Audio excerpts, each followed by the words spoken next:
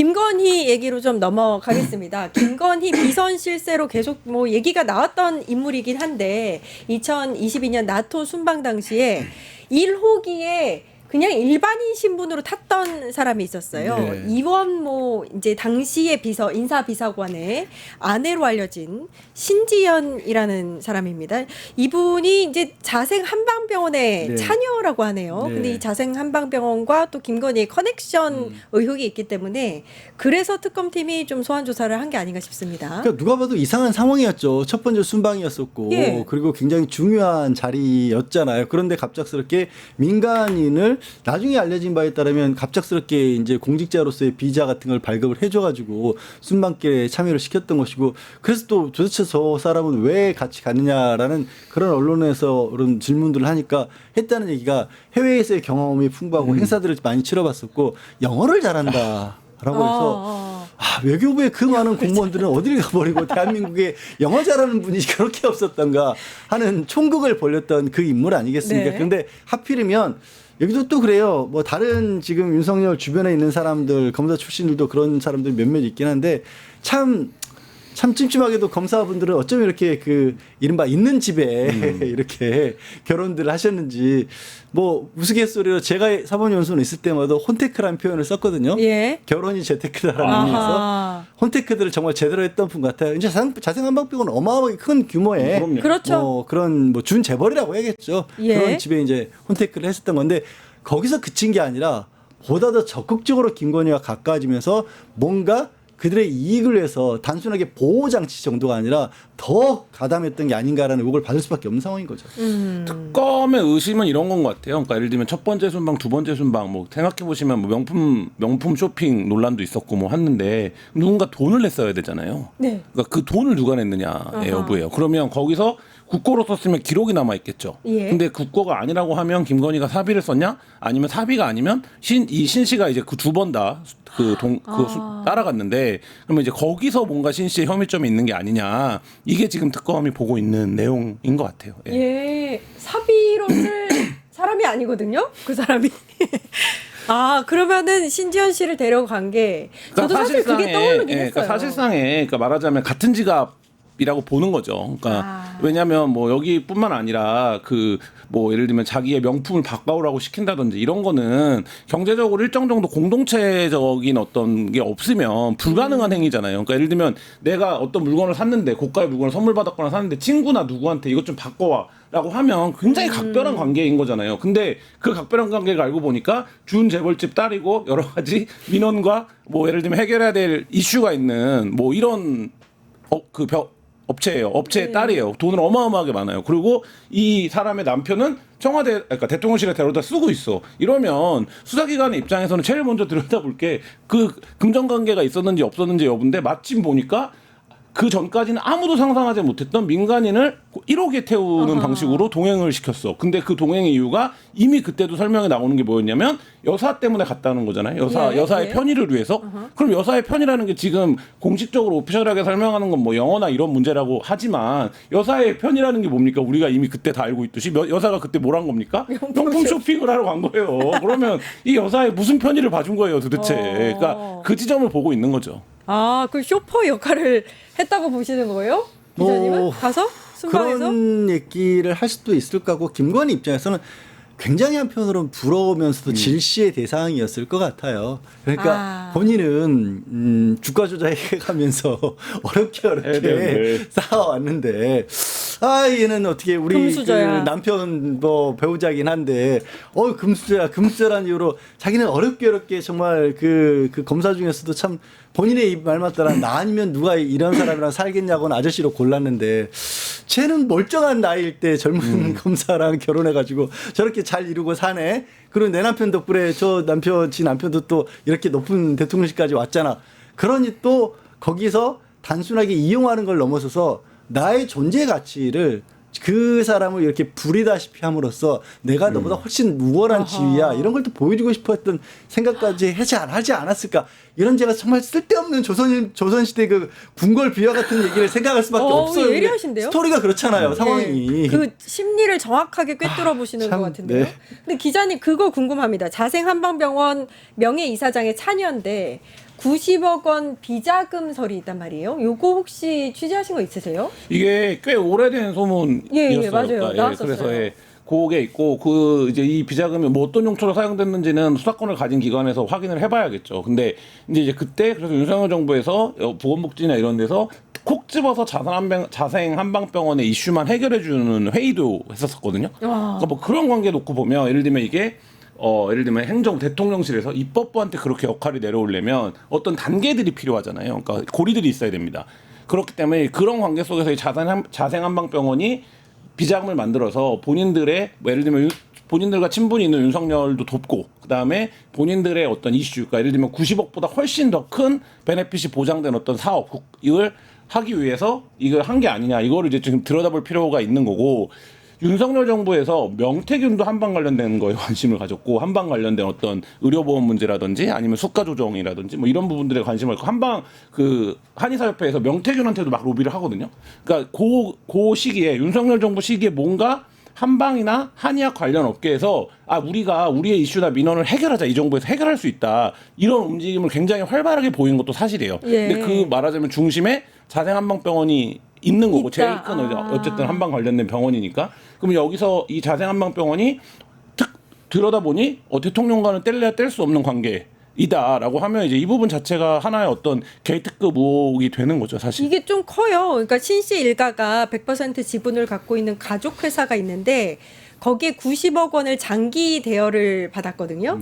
근데 이 회사 청산에 맞춰서 정부가 이거 그냥 제각해주는 상황이 된 거예요. 그러니까 안 갚아도 돼버리는 거예요, 그냥. 그래서 비자금 의혹이 나온 거예요. 그러니까 그거를 했었을 때 그러면 이 원래 이제 모회사 자생한방병원이 돈이 없는 것도 아니고 예. 그리고 정부 입장에서 봤을 때 그렇게 큰 돈이 없어지는데 이거를 뭐 수사를 하거나 이런 것도 없이 그냥 없어졌다 그러면 결국 이게 일종의 돈 세탁 창구처럼 쓰인 거 아닐까? 라고 의심할 수밖에 없는 구조가 만들어졌잖아요. 예. 그리고 그런 일을 할 때 또 웬만한 사람이면 웬만한 사람이나 기업이라면 두려워서라도 이런 일을 못 하는데 아니 좀 대통령 측근으로 인사비서관으로 들어갈 정도의 그런 인물이니까 우리 집 사위가. 예. 더더군다나 검찰 출신이잖아요. 검찰 공화국이었잖아요. 그러니까 그걸 믿고도 충분히 버릴 수 있는 거고 네. 그러면 이게 이 특검 입장에서는 충분히 의심하고도 남을 만한 상황. 그리고 아까 이제 한약재 네. 예, 같은 한약재. 경우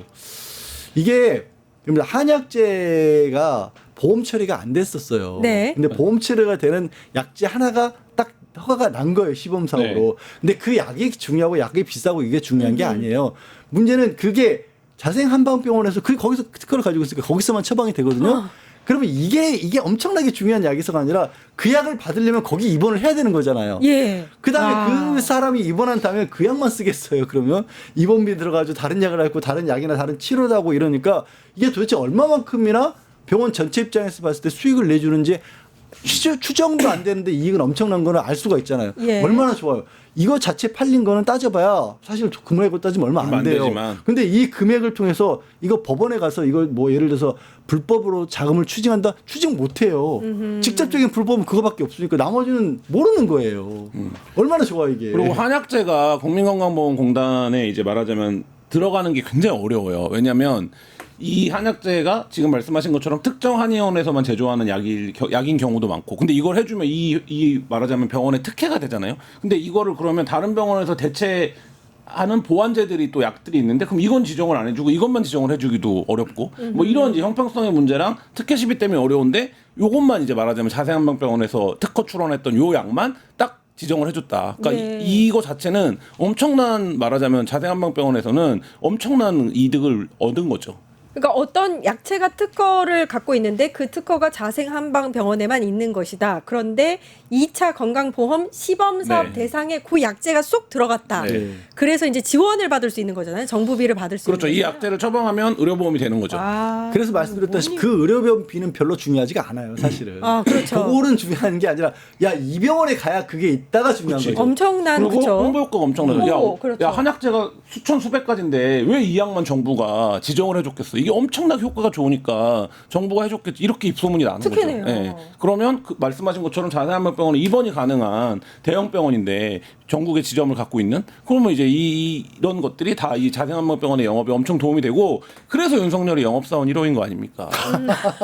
자기 친구들 영업을 다 자기가 해주니까. 아니 영업을 거기서 네. 하라 그런 게 아닌데 네. 그 신지현 씨 남편 되는 사람이 이제 이원모 인사비서관인데 네. 사실 용인갑에서 출마도 출마를 했었죠. 했었어요. 네. 근데 이 공천에도 김건희가 개입했을 정황이 가능성이 높죠. 있겠죠, 그렇죠. 당연히. 예. 네. 이 정도로 가까운 사람이라면 아니 지금 직접적으로 수사받고 있고 재판에 넘겨진 게 공천 개입이 들어가 있어요. 네. 그런 사람이 이렇게까지 가까웠었고 자기 순방까지 도와줬었고 어쩌면 더 경제적인 지원까지 해준 것으로도 의심받는 사람인데 뭐 굳이 매관매직으로 따지면 가장 큰 액수일걸요?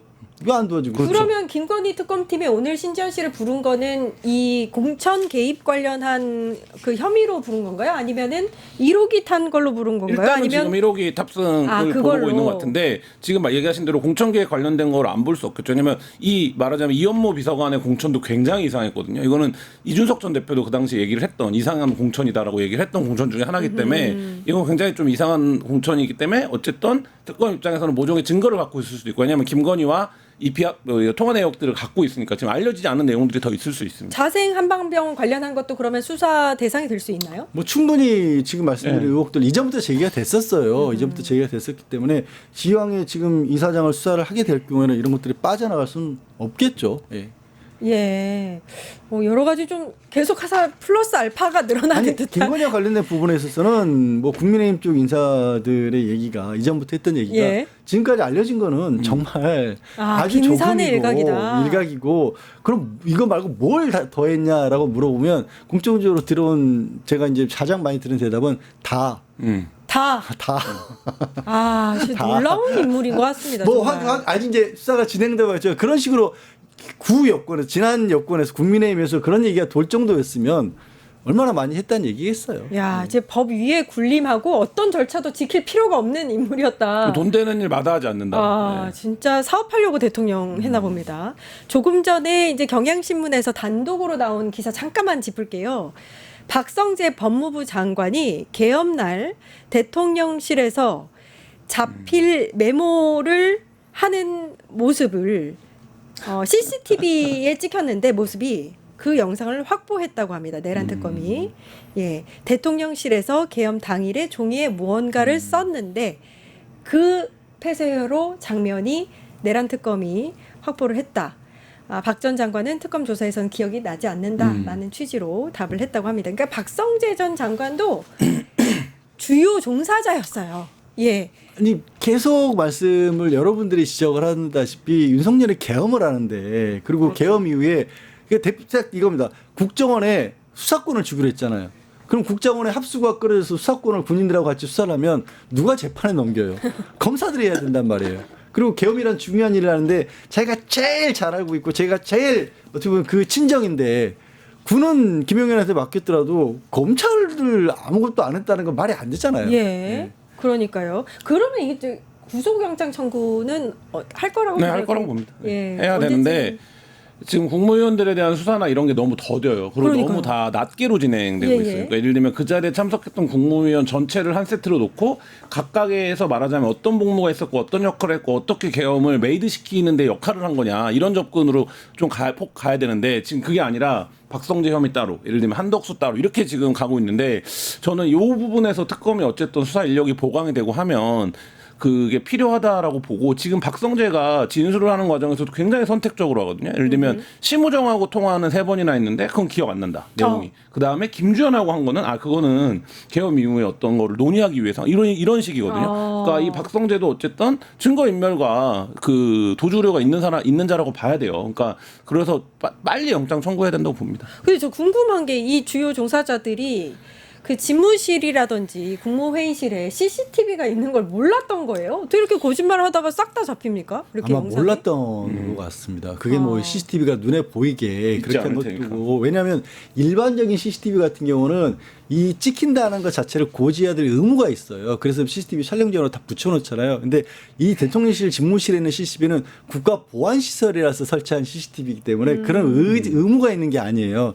그러니까 그리고 아마 이 사람들도 저희도 뭐 주요 임무 종사자라고는 하지만 그들도 막 이렇게 차분한 심경은 아니었지 않겠습니까? 이게 정말 잘못 돌아가면 어떤 일이 벌어질지 자기들도 알고 있는 상황이었기 때문에 그래서 그런 것까지 신경 쓰지는 못했던 것으로 보여요. 근데 박성재 같은 경우에는 저는 이 박성재를 수사를 잘해서 넘기는 게 굉장히 큰 고비 그렇죠. 중에 하나라고 보는 게 두 가지 이유에서 일단 검찰의 큰 형님이에요. 사실 윤석열도 그래서 믿고 맡겼던 인물이기 때문에 과연 어쨌든 특검의 구성원들도 상당수가 검찰 출신이기 때문에 이 부분을 제대로 짚고 넘어갈 수 있을 것이냐라는 것과 현재 내란 특검에 대해서도 걱정하는 목소리가 많이 나오고 있거든요. 그러니까 검찰 개혁과 맞물려서 검사 출신 내란 특검에 들어와 있는 사람들이 이를 태업을 하고 있다 이런 목소리들도 좀 들리고 있어서 과연 그런 분위기 속에서 박성재를 제대로 수사해서 재판을 넘길 수 있느냐 이런 부분들도 하나의 어떻게 보면 지금 특검의 그 동향을 좀 판단해 볼 수 있는 시금석이 될 겁니다. 근데 저는 대통령이 미쳐 날뛸 때 국무위원들이 제대로 맡기만 했어도 계엄은 일어나지 않았거든요. 근데 이렇게 윤석열이 적극적으로- 그렇게 따지면 윤석열이 2년이 넘는 기간, 3년 가까운 시간 동안 미쳐 날뛸 때 국무위원들은 다 부안 외동했었어요. 아, 이전부터 미쳐 날뛴 거 계속 미쳐 날뛰었잖아요, 사실은. 야 나는 계엄 선포해야 되니까 지금 간다. 니들 여기 있어라. 이러고 가버린 거 아닙니까? 3분 만에. 근데 뭐를 합니까? 오늘 좀 더 하셔도 되긴 하는데. 아이, 감사합니다, 기자님. 네, 일타정치 여기까지 하겠습니다. 기만 한결의 21 기자님, 양지열 변호사님 고생해 주셨습니다. 감사합니다. 네, 네, 감사합니다. 유튜브 구독하고 실시간 채팅과 댓글을 남기시면 매일매일 7,000TTCO를 드립니다. 참여 방법은 통통물 어플을 다운로드하고 회원가입과 로그인을 해주세요. 마이페이지에서 나의 회원 고유 번호를 복사해주세요. 유튜브 구독 후 실시간 채팅이나 댓글창에 고유 번호를 한 번만 입력하면 준비 끝! 지금 유튜브 채팅과 댓글 쓰기 참여하고 실천 TTCO 받아가세요.